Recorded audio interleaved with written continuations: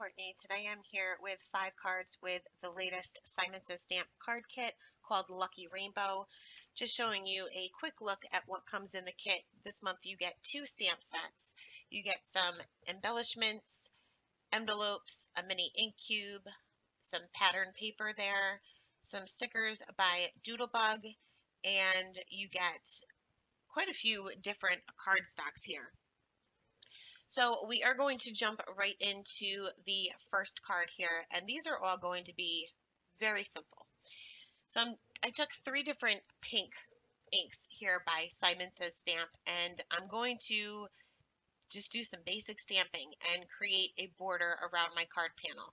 This is a piece of Nina Solar White, and this is cut down to 4 1/4 by 5 1/2. And I'm starting off with one of my larger images and my darkest color ink. It doesn't really matter what color ink you use, but I typically start with one of the largest images just for placement. Then I'll go in with the second largest image and then fill in that gap with the smaller image and also the lightest color. I'm stamping directly over each image. I'm not really too concerned about masking or anything like this. I think these images would pretty much be impossible to mask anyway. So I'm stamping directly off of the page as well. You can see here that I'm working on a scrap piece of paper. I'm not too concerned with them going off the page because of course I wanted to leave some room in the center for my sentiment. And you can see as I get towards the end here, it wasn't spaced out evenly, which would have probably been a miracle if it was. So I kind of just worked with it and stamped even more off the page, just stamping directly over each other. And in the end, you can't really even tell the difference that I totally ran out of room. So once my stamping of my images were done, I'm going to be using 2 different sentiments from the stamp set. I'm just placing them on my card panel for placement. I'll go ahead and stamp down the largest sentiment with the Doll Pink ink, which matches the cardstock that comes in the kit as well. And I'm going to stamp that directly into the center towards the top to leave room for my sentiment strip later. I did cut down my card panel just a little bit on all 4 sides. I'm not a measurer, so I just take off a tiny bit and it is what it is. Next, I'll take that Doll Pink cardstock and I'm cutting this directly in half. One piece I will use for my card base and the other I'm going to be using for my sentiment strip. So I went ahead and treated that with my anti-static tool, stamped the other part of my sentiment with Versamark ink, and I'm just sprinkling on some white Hero Arts embossing powder, and I went ahead and heat set that. I do heat up my heat gun for about 30 or 45 seconds before bringing that to the paper, just to kind of minimize as much as I can any warping. So I'll bring back out my paper trimmer and I'm just going to cut this down into a strip, and I cut all of the sides because I can't, as small as this strip is, I still can't cut a straight line with my scissors. So I created a card base with the other half of that Doll Pink cardstock, and I'm going to go ahead and adhere my main panel flat down onto that card base with my Tombow Mono multi glue. And for my sentiment strip, I decided to cut one end of it at an angle just to add a little bit more interest to it. It was a little bit too long initially. It was covering up too many of my images, so I did trim it down a little bit and then took my scissors just to cut that at an angle. That I can do. I just can't cut straight. And then I took a piece of Scotch foam tape to pop that up directly underneath my larger sentiment there. Now I wanted to add a little bit of sparkle or shimmer here, but using a shimmer pen probably wouldn't have worked out that well. So I'm using the Nouveau Drops here, and this is, I'll have to link it below because I don't know the name of it offhand, but it's basically clear with sparkles in it. And I'm filling in the centers of the 2 largest circles. So you can see that one is just a little bit of a dot, and then the larger circles here, I'm just using the tip of my nozzle to kind of spread that around. And this will dry clear. It does appear cloudy in the beginning, but it will be more clear with just a ton of sparkle once everything is dry. So that is the first card. We'll move right into the second card, and this is going to be another very simple card.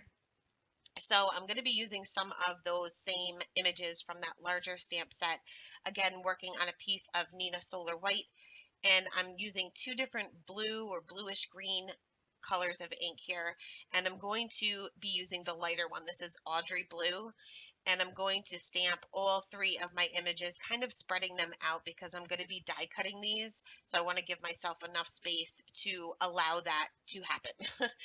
So once all three of my larger images were stamped out, I'm going to be using one of the small solid circles in the stamp set as well, and I'm going to bring out my darker ink here, and I'm just going to stamp that directly in the center. These aren't too different. This is just a tiny bit darker. And then I'm going to take a stitched square die, that's a tongue twister, and run that through my Gemini 3 times, just centering those little circles. Also using the largest stitched rectangle die by Simon to cut down my card panel, which is also Nina Solar White.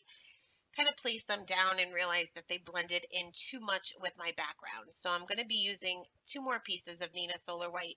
First one is cut a little bit larger than that stitched rectangle, and then I'm just measuring my little squares here to cut down 3 additional squares that are just a tiny bit larger than the stitched square. And I just kind of made sure before I went any further. Next, I took my BG13, which is a close match to that ink, and I'm just going to color in the edges of all 4 of those pieces of cardstock that will be my borders. And I had to refill my marker because it was getting a little blotchy. So I colored in all 4 of those, just the edges of all 4 of those pieces of cardstock. This will make it appear that I have matching cardstock, even though I don't. I probably do in my stash, but I wasn't going to dig it out. This is the easiest way to do it for me. I very rarely use colored cardstock unless it is for a card kit. I went ahead and took my Tombow Mono Multi Glue to kind of layer those little circles onto their base here, and you can see as I move that one aside, the top part moved around, and by the time I noticed it, it was too late. It was already stuck down. So I do stamp another one and re-adhere that to another square that I colored with that BG13 off camera. I won't make you see that over again. And then I lined these up onto my card panel, trying to figure out how I wanted to do this.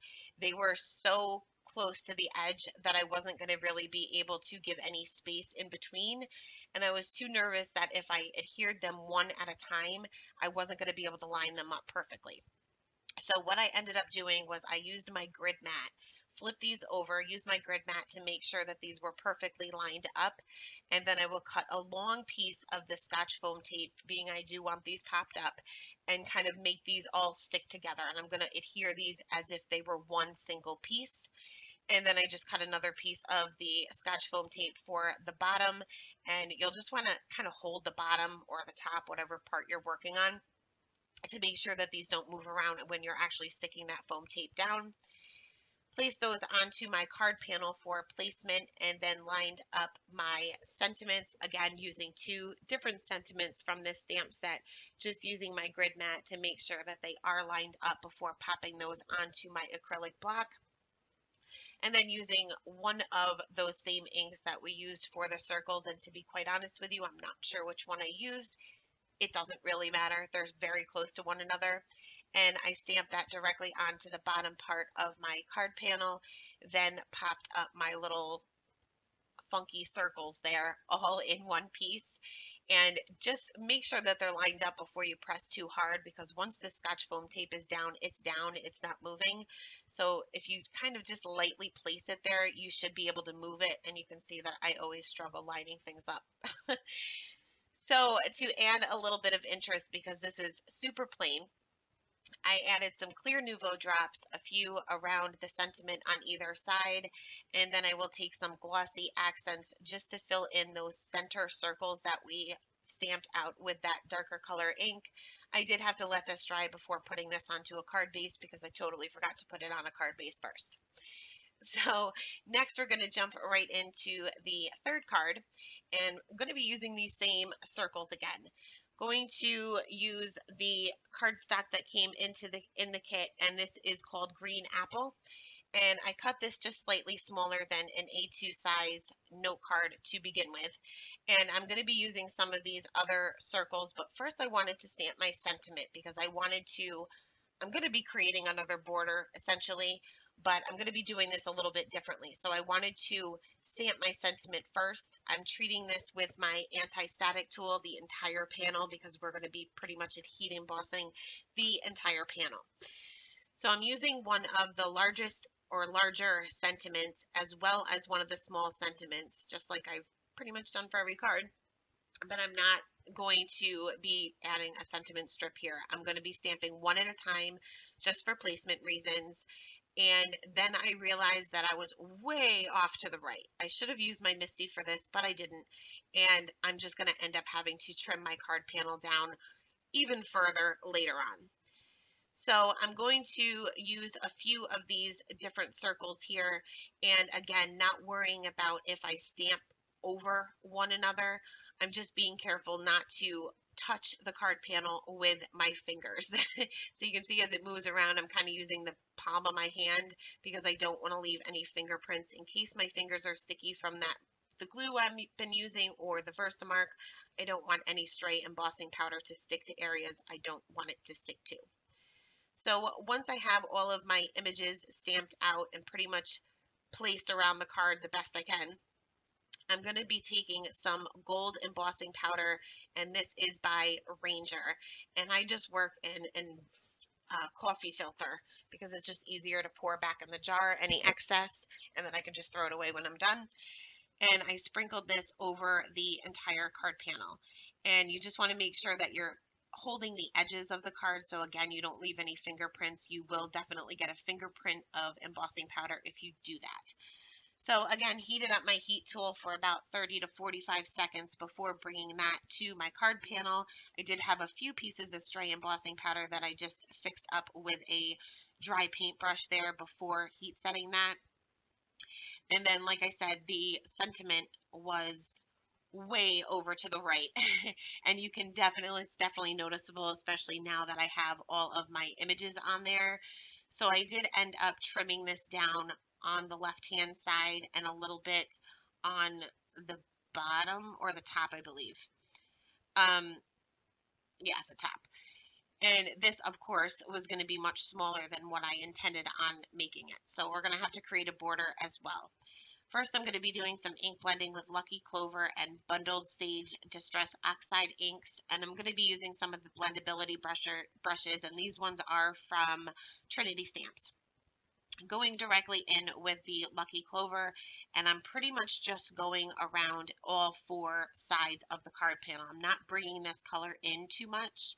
With these brushes, you can go in with a very, very light hand. You're going to get a perfect blend pretty much every time. Next, I'm going to go in with the Bundled Sage, grab another brush, and I'm just going to bring that color out a little bit further, but still leaving the very center of my card the color of that green apple cardstock. So I'm not putting any ink in right there in the center where my sentiment is. I did darken up the edges a little bit more by using more of that Lucky Clover, and I'm starting right on my scratch paper and just kind of working in all four sides using a very minimal amount. So next I'm going to put that aside to let that Distress Oxide dry a little bit, and then I will go in with another piece of Nina Solar White 80-pound cardstock, and I'm going to cut this down a little bit larger than my card panel itself, but a little bit smaller than an A2 size card. And I'm going to smush my Versamark ink pad all around all four of the edges. I'm not using my anti-static tool here because I really don't care where my embossing powder goes. I'm really only concerned about getting it around all four sides. So I sprinkled on that same embossing powder, and you can see it kind of is awkward to hold it right there in the center. And as I'm putting it down and flicking some of that excess off, I end up touching that embossing powder with my finger and wiping that off. But because the Versamark stays wet for so long, you can go right back in and add more embossing powder without having to use any more ink. You want to make sure that your heat gun is very hot before you bring this to the card panel. You can see there's one little spot there that didn't have a whole lot of embossing powder on it. While the first layer was hot still, I just added a little bit more, and the dry embossing powder will stick to the spot that's already been heated up. So once that was done, my first panel here was dry enough where I could just take a dry paper towel and I just rubbed around the edges where my embossing was to just remove any excess ink that is kind of sitting on top of those embossed areas. And you can see on that paper towel, there was a whole lot of ink sitting on there. But especially with distress oxides, you'll want to wait a few minutes before you do that. So I took my Tombow multi-glue to adhere this panel flat down onto my embossed panel there, and then I will adhere everything flat down to a white A2 size note card. I didn't measure, see. I'm not good with measuring. I had to take a little bit more off the bottom just because that edge was a little bit too much. But that is it for card number 3, and we will move directly into card number 4. So for this one, I'm going to be using the other stamp set. And I cut down a piece of Neenah Solar White with I think this is the third to largest stitched rectangle die by Simon. I was originally going to stamp this with blackout ink and decided I wanted to do some no line coloring instead. So I'm wiping that off, make sure my stamp is very clean, and then I'm going to stamp that with fade out ink, also by Ink on 3. This is by far my favorite no line coloring ink. So I usually use my Misty for this and stamp this twice to make it easier for you guys to see on camera, but I didn't, and so I'm hoping that you guys can see it. I'm going to speed up the coloring a lot here, much more than I normally do, or else this video would probably be like an hour and a half long.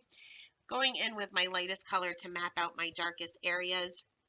I did draw in his little face there with a EK Success journaling pen because it's Copic safe, and I knew I would kind of lose his little face there once I colored over it. Going to concentrate my shading on more of the left-hand side and also where that little blanket on his back is going to create a shadow. The bow around his neck would also create a shadow as well as his little hat, and underneath his little snout. I don't know whether it would be considered a snout, but that's what we're going to call it. Going to extend that darkest area out with that E15. And you can see I'm not really doing many flicking motions here. I'm pretty much just extending the color out. Same thing with the E13, just leaving a very small highlight on the right side of his little legs. And there's going to be more of a highlight on his little chest area. For his neck and face, I did do shading on both sides because it's more round. So there would be shading on both sides.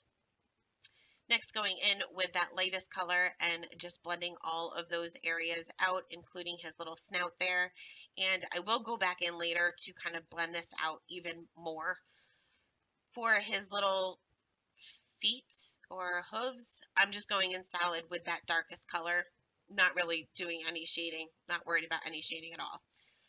For the middle part of his blanket, I wanted this to appear white, so I just did some shading with my C3 and C1 off to the left-hand side. Next, moving on with my green combination, again going in with that lightest color to map out my darkest areas, going in with the darkest color, then the mid-tone, then the lightest color, and I'm only using a 3-color combination for these particular images because they're so tiny. I don't like how the bow came out. Once I had that darkest color in the center part of the bow, there was nothing I could really do about it, so it is what it is. You can still tell it's a bow at least. For the little clovers here, I'm just going to take another green marker so it doesn't blend in with the others. Once I colored over that left-hand side of that blanket, I wasn't able to see the lines anymore, so I just drew in my own. For the hat, going to be doing shading on either side because it is a round object with my black marker as well as some C markers. There is one little line there, like a curvy line on the hat where your highlight is supposed to be, so I am going to reserve a highlight. It wasn't as big as I intended on it because I really wasn't paying attention and I started to color directly over it. For the outside of the little blanket, going to color that in solid with the Y26, not doing any shading there, as well as the little buckle on the little ribbon on his hat there. So here's where I'm going to go in and kind of blend those harsh lines out that I had with the darkest color, and I'm just taking my E15, which is my darkest mid-tone and just extending those out further, but not going back in with my lightest mid-tone or highlight color. I'm going to create a little bit of a shadow underneath him with some C markers, and I got kind of carried away, so I had to go in with my colorless blender to kind of fix some of those areas up. So I cut a piece of the pattern paper with the largest stitch rectangle die and then decided that also needed a border. So I'm going to take that same green apple ink that we used before, cut one piece slightly larger than the pattern paper and one piece slightly larger than this little panel here. And you can see that I'm not measuring, so I'm just going to adhere this down to one of the corners and then kind of just line up my trimmer here to take off as much as I need to, just so that I have a very, very small border on all four sides for both panels. So I went ahead and stamped out, well, I adhered everything together. I adhered everything flat at first with my Tombow Mono multi-glue. And for my sentiment, I wanted this to be directly on above my little llama here. And I'm going to be using the ink cube that comes in the set and stamp the Happy St. Patrick's Day in the upper left-hand corner. And then adhered my first panel down flat onto an A2 size note card with that same Tombow Mono multi-glue.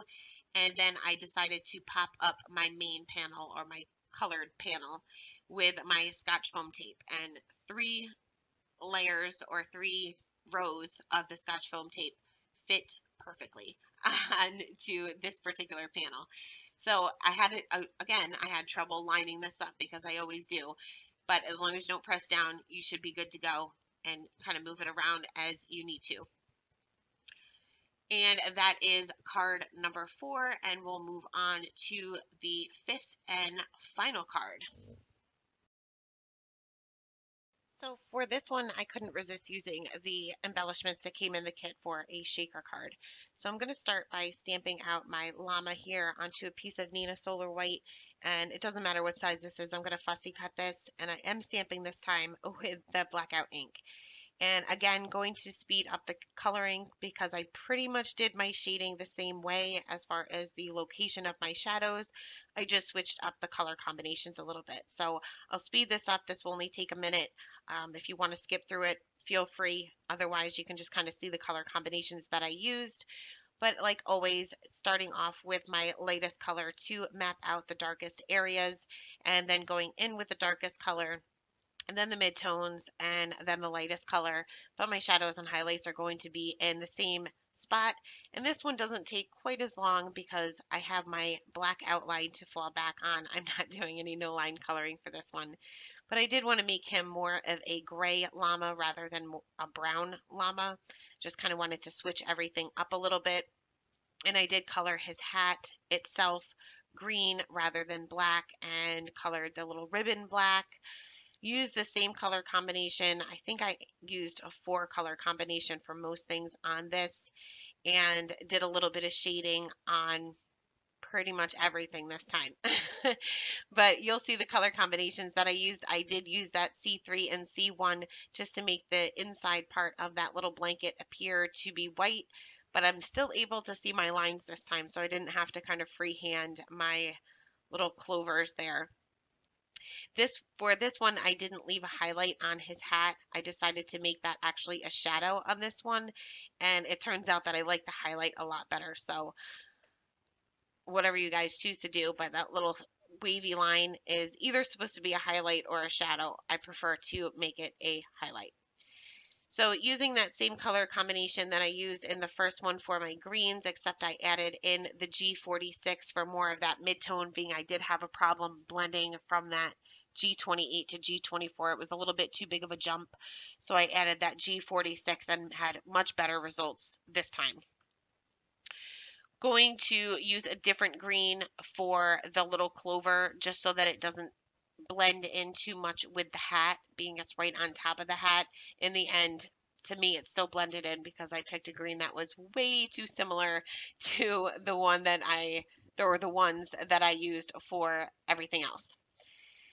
So again, I went ahead and fussy cut that out. I won't show you that part, but I'm taking a piece of Nina Solar White here, and I'm using the second to largest stitch rectangle die by Simon to create a frame. And I'm taking a piece of acetate here. And now this is the heat. Heat, I don't know. It's impossible. It can stand heat. Some of them will melt or like shrivel up. So make sure that if you're going to heat emboss your sentiment on your acetate, that you have the acetate that you're okay to heat emboss with. Now I had a lot of that anti-static powder kind of stick everywhere. You can see it's kind of cloudy looking. So once I had everything heat set and I still had stray embossing powder kind of sticking to the side there, and I just brushed that off with the my sleeve like I do with everything else. And once that was heat set, I just took a dry paper towel to kind of get off that residue that I had from my anti-static tool. Now you'll see a panel off to the side with a bunch of green polka dots.